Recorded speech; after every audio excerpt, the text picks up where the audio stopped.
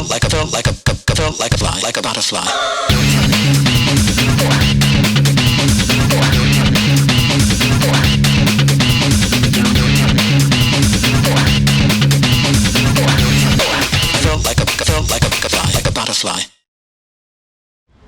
Eh bien bonjour tout le monde, on se retrouve pour une toute nouvelle vidéo des Trip Parconautiques et je suis très heureux de vous retrouver à Epcot, qui est donc un autre parc Disney, enfin qui est sans doute le premier parc du trip Disney pour vous, en tout cas en vidéo. On va donc découvrir ce parc ensemble. Il y a beaucoup d'attractions, il y a Test Track, il y a Frozen, il y a la version d'ici de Ratatouille qui est à peu près un copier-coller de ce qu'on a de la version parisienne, mais vous allez voir ça dans quelques instants. Pour introduire cette vidéo, Epcot, pour information, c'est donc le deuxième parc Disney à avoir ouvert, en tout cas ici à Orlando, et c'est également le premier parc Disney à changer un petit peu de ce qu'on appelle le principe du Magic Kingdom. C'était vraiment révolutionnaire pour l'époque. Alors pour info, l'idée de base de Walt Disney, c'était de faire une ville du futur. D'ailleurs, le nom d'Epcot en est un héritage de ce projet, puisque Epcot, c'est un acronyme de Experimental Prototype City of Tomorrow. Et vous allez voir que ce principe d'avoir une vision du futur, vous allez voir que ça a été beaucoup pensé, réfléchi, articulé pour une partie du parc, parce que tout le parc n'est pas comme ça. Donc cette partie que je viens de vous décrire sur les progrès de l'humanité, sur le futur, c'est la partie côté Spaceship Earth. Voilà, donc on est juste en dessous d'ailleurs de la Spaceship Earth, qui ressemble beaucoup à celle quand même d'Europa Park, mais on y reviendra juste après. Et la seconde partie, c'est le World Showcase. C'est un tour du monde, si vous voulez, avec chaque nationalité qui se représentée. J'ai peur qu'on frôle le cliché sur ces choses-là, mais on verra ça, je pense, tout à l'heure, dans quelques instants. Donc comme vous pouvez le voir, Epcot, c'est un parc chargé d'histoire et qui tente encore aujourd'hui à se renouveler. Vous allez voir qu'une partie du parc est quand même bien en travaux. On a beaucoup de palissades là sur le côté gauche de Spaceship Earth. Bref, je vous propose donc de commencer par la première activité, j'ai envie de dire, de ce parc qui est Epcot. Juste avant de commencer, on arrive à la moitié de ce trip à Orlando en termes de vidéos. Je tiens à vous dire et à vous rappeler que si jamais vous souhaitez connaître les dates de sortie de chaque vidéo, n'hésitez pas à me suivre sur mon compte Instagram et à vous abonner évidemment pour recevoir toutes les notifications sur les prochaines vidéos des Trip Parconautiques qui sortiront, avec notamment le Magic Kingdom, avec Animal Kingdom. Je vous rappelle que la semaine dernière nous étions à Universal, il y a 2 semaines on était à Universal Orlando Resort. N'hésitez donc pas à aller voir les vidéos, notamment mon avis sur Velocicoaster, Iron Gwazi également. On était à Busch Gardens Tampa il y a pas très longtemps. N'hésitez pas à aller voir cette vidéo. En ce moment, c'est le festival Flower and Garden. Alors nous sommes à Epcot, il faut dire que ça dure peut-être 6 mois de l'année. Non bref, je sais pas, peut-être 4 ou 6 mois. Non mais c'est vrai que ça dure longtemps cette merde. Grosso merdo, voilà, ça rajoute surtout beaucoup de plantes comme ici. On a beaucoup de bouffe également qui sont réparties un petit peu dans tout le parc. Donc je pense qu'on va pouvoir bien bouffer et bien admirer le parc. Enfin bouffer, je sais pas trop parce que c'est payant ça, donc on va voir. Alors on a cette, on la voit pas encore cette scindation, mais on a notamment juste ici Soarin' Around the World qui a eu sa mise à jour il y a pas très longtemps. Enfin il y a pas très longtemps, c'est un petit moment maintenant, mais c'est plus de ce côté là que l'on se dirige. Il est temps d'aller faire Test Track et il fait un boucan infernal, mais c'est pas grave, écoutez, il donne envie le petit coco. Donc c'est parti, on s'engouffre dans la file. Et on va donc personnaliser notre voiture. Je ne savais pas qu'on pouvait le faire en single rider.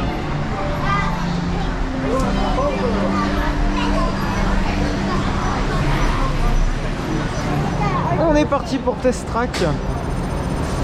Par contre le carreau il est un petit peu sale. On va peut-être mettre du liquide lave-glace.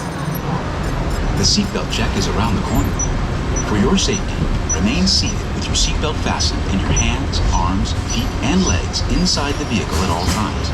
We'll begin with the capability test to see how your vehicle designs perform under challenging weather and surface conditions. Monitoring road surface.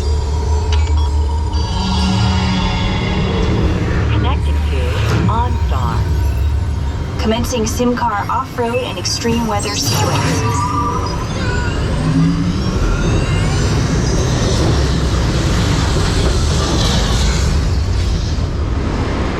Drive systems analysis. Hyperspectral imaging in progress.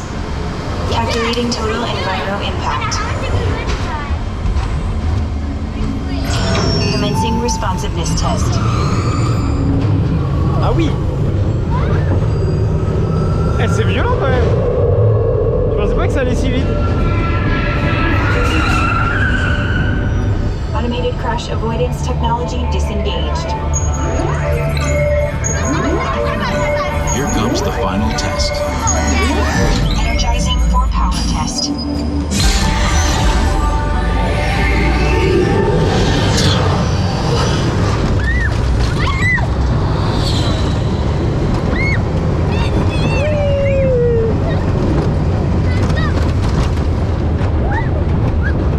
On est vraiment dans les parties backstage, hein.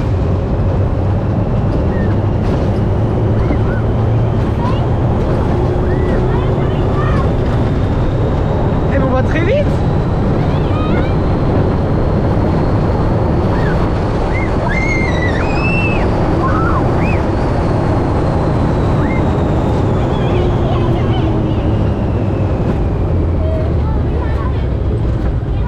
Ah ouais. Displaying power test results. SimTrack performance testing complete.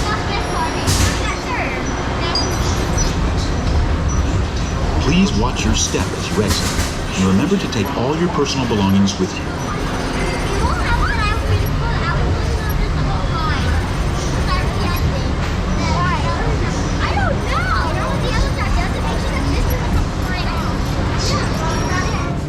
Alors ce qui est plutôt cool, donc après à la fin du tour, vous pouvez hop badger votre merveilleux ticket de parc. Bam!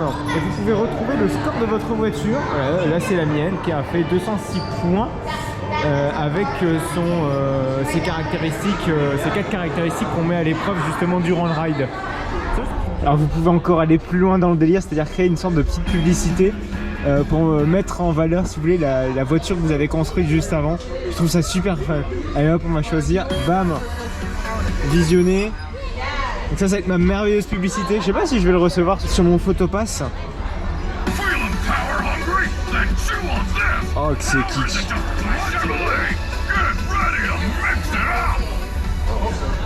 Bon bah écoutez, Test Track, c'est vraiment cool. La partie personnalisation, je suis hyper impressionné. Par contre en on-ride, j'ai trouvé des corps beaucoup trop simplistes.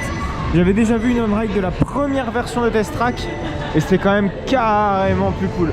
Oh, on a même de quoi faire la course avec notre bagnole. Putain mais c'est génial. Et c'est vrai que la partie coaster est plutôt fun. Je m'attendais pas à avoir une vitesse aussi importante pour ça. Et devinez ce qu'on a à la sortie. Un concessionnaire Chevrolet. Donc on continue avec Mission Space. Alors je vais pas vous en dire plus. Je vais essayer un petit peu de garder la surprise. On va aller donc découvrir ce type d'attente et puis découvrir ce type d'attraction qui est quand même vachement peu répandu et assez inédit.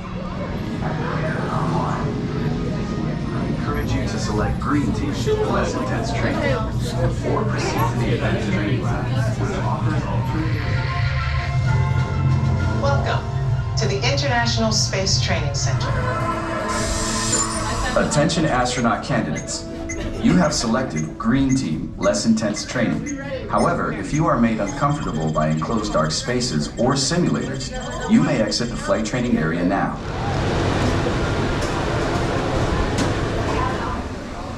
Alors, cette attraction, elle est super sympa en fait. Alors, grosso merdo, c'est une centrifugeuse si vous voulez, où elle peut roter sur plusieurs axes, ce qui fait que du coup vous avez vraiment l'impression d'être dans un vaisseau spatial. Oui c'est ça en fait le délire, grosso merdo, vous allez participer justement à un entraînement spatial et vous avez plein de petits boutons si vous voulez dans la cabine et vous contrôlez en fait si vous voulez le vaisseau. Et donc vous avez 4 pilotes en tout, donc 4 personnes par vaisseau, chacun a son rôle, donc il y a l'ingénieur, il y a le commandant de bord, etc.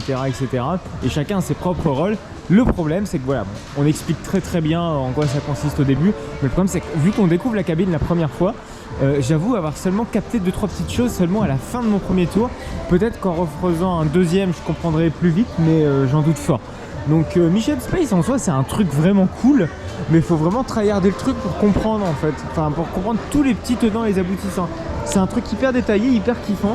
C'est une belle découverte Mission Space, vraiment. Et en plus c'est vraiment de ce genre d'entraînement, bon évidemment à moindre intensité, que les astronautes eux font à la NASA. Donc c'est top. Nous sommes devant le Spaceship Earth, à ne pas confondre évidemment avec Eurosat, hein, parce que n'oublions pas, Europa Park a bien et bien copié la Spaceship Earth d'ici à Epcot, hein, c'est pour ça que si jamais vous voyez une similitude, je pense que maintenant vous avez la réponse. Le Spaceship Earth qui est donc un dark ride que l'on va découvrir dans quelques instants, l'entrée se trouve juste ici, il n'y a jamais trop d'attente parce que c'est un omnimover.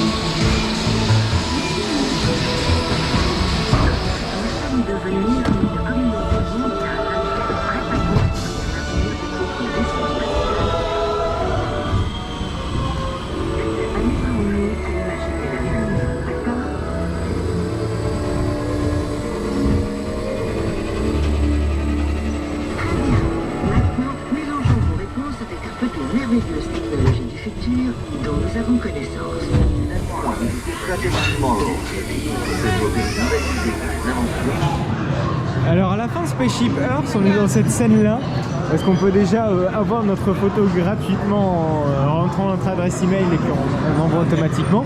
En fait dans le ride on vous prend une photo de vous et vous retrouvez cette photo à la sortie et durant le petit film qu'on vous construit sur vous, je vais vous expliquer d'ailleurs dans quelques instants.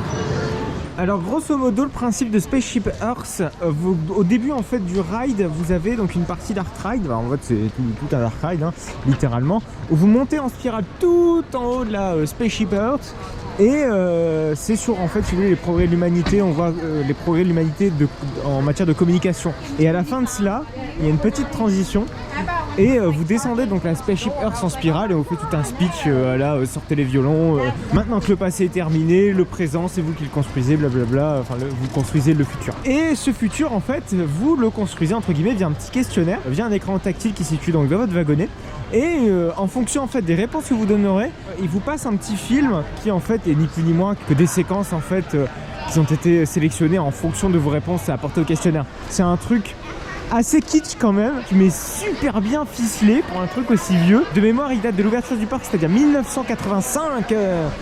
Et bah c'est top, c'est vraiment top, j'adore. Nous sommes devant Nemo. Je savais pas que ça s'appelait The Sears en anglais, c'est peut-être moi qui raconte des conneries. Je sais pas du tout ce que c'est, on va aller découvrir ça, écoutez. Peut-être que ce sera une bonne surprise. J'en doute fort, s'il y a 10 minutes, vous allez me dire j'en doute fort. Spaceship Earth c'est quand même une très très belle attraction. Ce qui m'intrigue beaucoup dans ce parc, c'est à quel point on pousse l'interactivité jusqu'au bout sur certaines attractions qui sont très anciennes. Et à l'inverse, sur ceux qui sont beaucoup plus récentes, j'ai l'impression que ça allait beaucoup moins. Genre Spaceship Earth, interactivité sur le cul.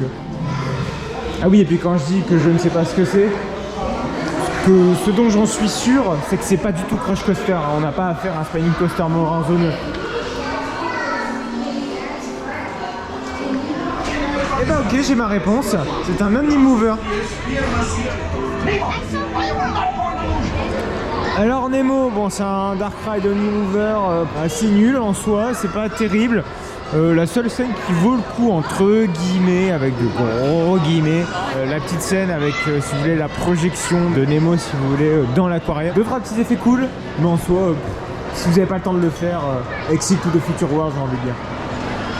Alors nous sommes dans un grand pavillon avec beaucoup d'offres de restauration, visiblement ça fait un peu faute courte. Et pour pouvoir accéder à Soarin', il faut pouvoir entrer justement dans ce pavillon. Il est vraiment pas très loin de Nemo. Et vous voyez que l'entrée de Soarin' se trouve juste en contrebas là-bas. Donc Soarin', si vous ne connaissez pas cette mythique attraction, c'est donc le tout premier Flying Seattle, enfin version de Flying Seattle à ouvert. Alors c'est plus la version d'origine. Là on a Around the World, avant c'était Over California. Et donc vous vous doutez bien que le premier Soarin' était donc en Californie, le vrai Soarin'. Mais en soi voilà, les premiers à avoir développé le concept de Flying Seattle, c'est bien Disney. Le hall est vraiment immense, je ne vais pas montrer mais...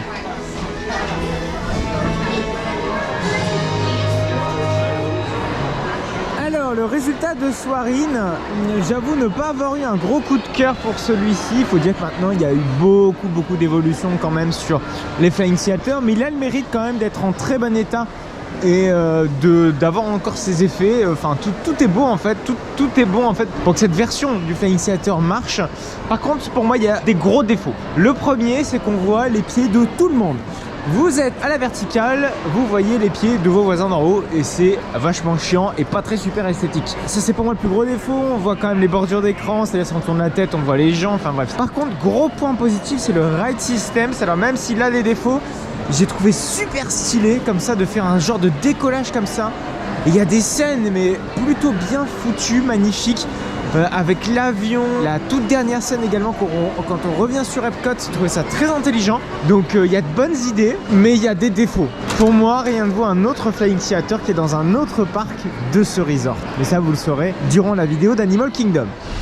Plants grown in this way use a fraction of the space required by traditional growing methods. Bon les gars, c'est une scène transitoire pour vous dire que je pensais pas qu'on arriverait un jour à faire un dark ride sur les plantes. Epcot l'ont fait. Magnifique. L'attraction c'est l'Inde of je sais pas quoi. Zappé. Faites pas ça. Dark ride suivant, c'est Journey into the Imagination with Figment. Je sais pas ce qu'il vient foutre ce truc là. C'est donc un autre dark ride, encore une fois, décidément on va tous les taper, que ce qui soit bon ou mauvais. On n'est pas à l'abri d'une mauvaise surprise ou d'une bonne. Sait-on jamais, hein. Si c'est une mauvaise on pourra se foutre de la gueule. Putain mais c'est quoi ces ballons là? Bref. Journey into the Imagination. C'est parti.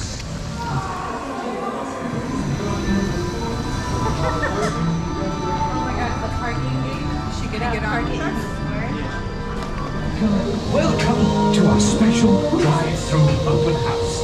I'm Dr. Nigel Channing, Chairman of the Imagination Institute. Hello. On your tour, you'll see how the 5 human senses can help capture your imagination. Oh, can I go too? Absolutely not.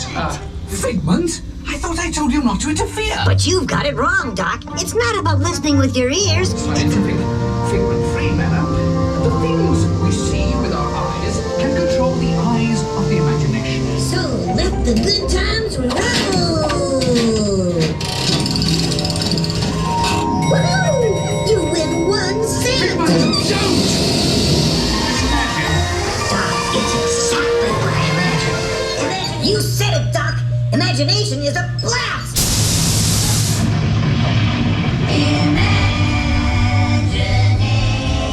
Ah oui.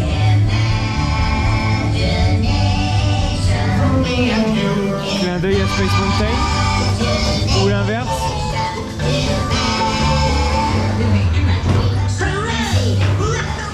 Bon, Journey to Imagination, c'est un petit peu le sbull ce truc quand même, on n'y comprend rien. Alors bon, en soi le Dark Ride est très vieillot, ça y a pas de doute, ça respire la poussière j'ai envie de dire. Par contre j'ai beaucoup aimé le final m'a beaucoup surpris, moi je m'y attendais pas, moi je connais rien des vieux Dark Ride comme ça d'Epcot, j'ai jamais vu une seule ride. Juste le final ça vaut quand même le coup de venir un petit peu jeter un oeil. 5 minutes, vous passez devant, bam, c'est terminé, c'est bouclé. C'est mieux que Finding the Nemo, j'ai trouvé. Ça peut ne pas plaire à tout le monde, ça j'en suis sûr, mais c'est pas pour autant que ça me plaît, hein. C'est juste genre le final, c'est tout. Voilà, donc ça c'était Journey to Imagination. En soi, dans certaines façons de faire, Epcot me fait penser à Futuroscope. C'est pas un compliment, ça faut le dire, faut pas se le cacher. Mais c'est un fait, en tout cas pour cette partie-ci, un petit peu des Dark Rides un petit peu pourris. Pourri encore. Spaceship Earth n'est pas un Dark Ride pourri, de mon point de vue, mais dans ce côté un petit peu éducatif. Avec beaucoup moins de maladresse que le Futuroscope, certes. Évidemment, je ne pense pas que ce soit Epcot qui ait copié le Futuroscope, mais je pense bien que ce soit l'inverse. Hein. Donc on commence cette visite du World Showcase avec le pays du Canada. Je tiens à rappeler peut-être une chose, à rappeler ou peut-être à vous informer quelque chose, sait-on jamais, c'est que dans chaque pays dans lequel est représenté dans ce World Showcase, les employés, les cast members sont originaires du pays en question ou parlent tout au moins cette langue. Et ça, je trouve ça absolument fantastique et je trouve ça absolument magnifique. On fera le test tout à l'heure en France pour voir si on a bien des castes qui parlent français, ce serait rigolo.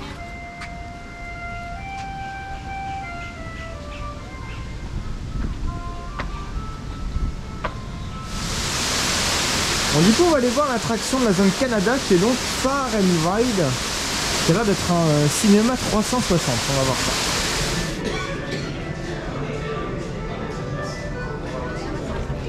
Voici la gueule du Circle Vision. C'est un gros truc quand même. Hein. C'est dans la même lignée que ce qu'on avait à Discoveryland à l'époque avec le Visionarium. Voilà. Voilà, vous voyez, la sortie sont juste là. Le Circle Vision, c'est pas non plus à s'en claquer la tête dans le mur, hein, très sincèrement. C'est beaucoup de promos sur le Canada. On a c'est une scène à peu près par région du Canada. Franchement, c'est pas terrible. Si jamais vous passez dans le World Showcase, enfin le faites pas quoi. Si jamais vous voulez vraiment faire les grosses attractions, perdez pas votre temps ici quoi, grosso modo. Après la musique m'a fait beaucoup rire parce qu'il y a tellement de choses à dire, légèrement parlant. Parce que justement la musique est en français. Ouais, il y a beaucoup de choses à dire sur cette musique. Hein. C'est très cliché et très sortez les violons quoi. Donc je suppose qu'on va y avoir le droit à chaque pavillon peut-être. On va voir ça. Ceci dit, je m'attendais quand même à voir Céline Dion. Quand même un peu déçu là. Pavillon suivant. Il s'agit donc d'un pays qui est sorti de l'Europe il n'y a pas très longtemps. Hein, il s'agit donc de United Kingdom. Nous le connaissons très bien, il n'est pas si loin que chez nous. Hein. Alors il n'y a pas d'attraction en fait dans ce pavillon. C'est juste de la pure visite. Mais on va voir si c'est beau, si c'est bien. Après moi je suis déjà allé peut-être 2-3 fois au United Kingdom. Que bon après on va voir si c'est cliché ou pas. J'avoue il y a un mélange des styles assez perturbant. Il y a genre un style londonien ici. On a un style assez fantaisiste ici. Ou plus dans les villages, un peu plus du nord. Voilà avec des toits de chaume ici. Enfin bref. On a vraiment un mélange des styles dans un seul pavillon. C'est très perturbant. Bon, en vrai ce pavillon-ci c'est surtout de la bouffe. Enfin de la bouffe, on a eu du thé, mais le thé c'est surtout pour l'International Flower Garden, je sais pas trop quoi.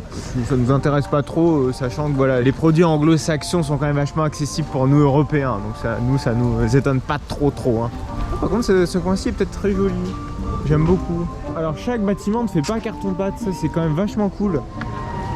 Nous arrivons dans le pavillon marocain et ça tape le soleil, donc pour le coup on est vraiment bien immergé dans la zone. C'est moins compliqué on va dire que le Canada, où le Canada nécessairement il fait pas aussi chaud. Pas d'attraction en particulier de mémoire ici, hormis des bars à chicha.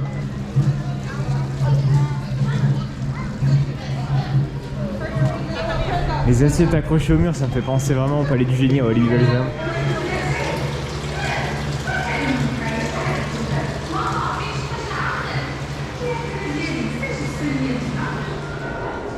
J'avoue que les petits dédales comme ça, c'est vraiment mon kiff. Quand vous vous baladez, que vous découvrez ce genre de ruelles très détaillées, moi j'adore.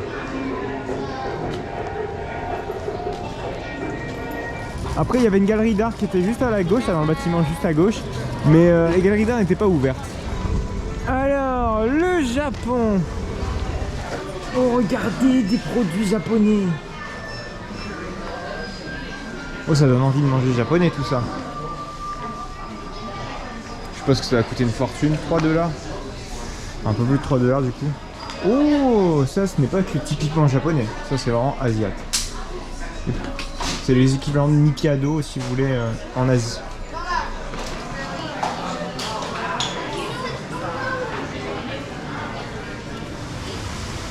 Oh, un petit jardin japonais, c'est calme, c'est reposant. J'adorais poser ça d'ailleurs dans City Skylines. Absolument rien à voir ce que je viens de dire, mais c'est pas grave. C'est très reposant certains endroits du parc, j'aime beaucoup. Nous sommes dans le pavillon américain. Ah, on est à fond dans le patriotisme là. Frozen Even After, c'est donc une attraction de type boat ride. Elle remplace une autre attraction qui s'appelle Maelstrom, qui est donc dans le quartier norvégien.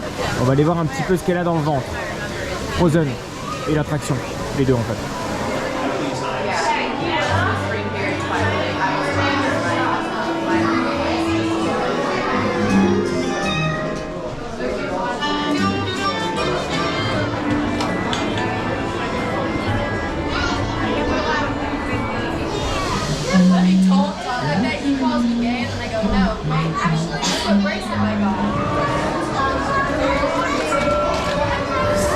For spending me and you.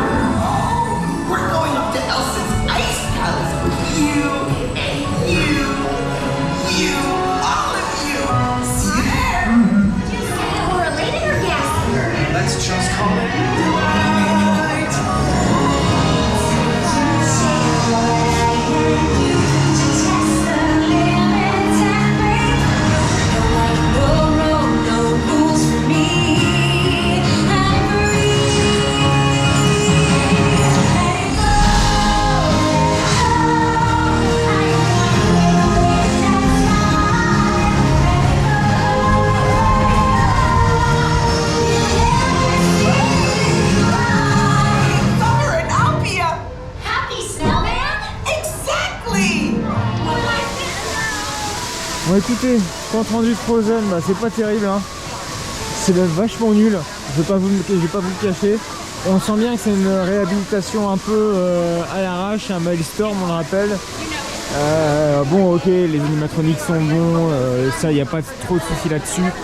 Mais on est clairement à des années-lumière de Mickey's and Minnie's Runaway Railway des Hollywood Studios. La vidéo n'est pas encore sortie, ne vous inquiétez pas, ça va arriver. C'est décevant comme truc quand même.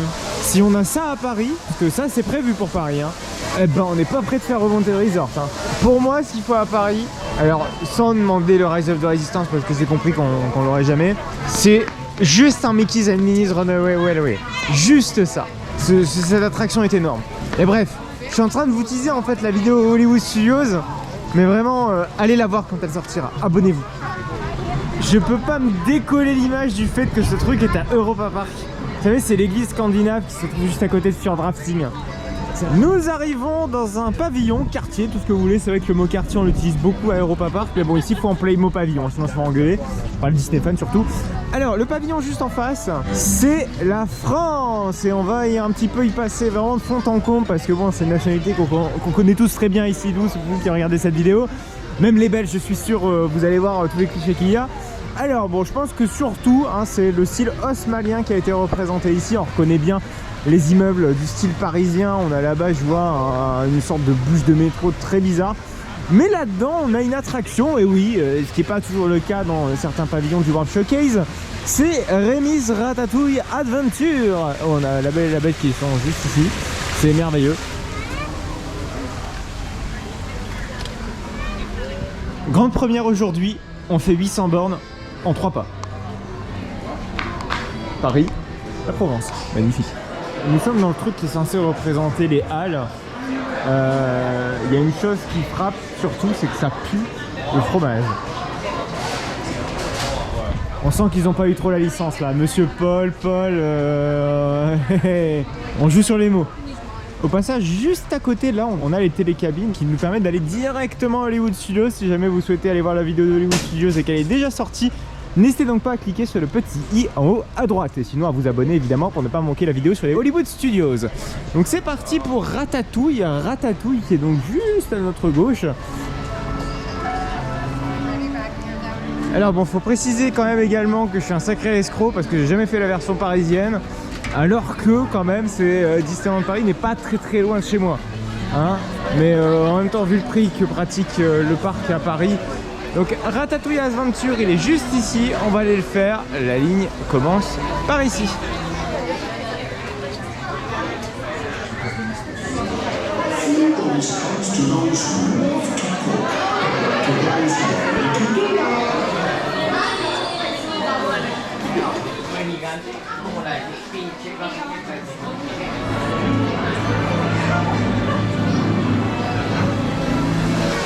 Voilà, Rémi's Ratatouille Adventure. Le bilan de ce truc, c'est quelque chose qu'on a déjà donc à Paris. Donc honnêtement, c'est pas... voilà, je l'ai juste fait parce que moi je ne l'avais jamais fait. Il faut dire que c'est une attraction déjà qui est mieux que Frozen. Alors je vais peut-être en choquer certains, mais oui, j'ai trouvé cette attraction mieux que Frozen. Après, elle n'est pas extrampée de défauts. Hein. On voit trop le sol, on voit trop le plafond. L'immersion est pas trop là. Beaucoup de murs noirs dans tous les coins. L'attraction n'est pas si longue que ça, mine de rien.